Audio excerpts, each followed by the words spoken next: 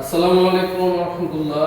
সম্মানিত ভিউয়ার্স, আলহামদুলিল্লাহ দেখতে পাচ্ছেন আমরা বাগান থেকে ফল উঠাইয়া আরোদের পাঠানোর জন্য ফলগুলো ব্রিডিং করতেছি এবং প্রতি বছরের মতো আমরা আপনারা যারা হলো আমাদের ক্রেতা, আপনাদেরকে হলো সরবরাহ করতেছি।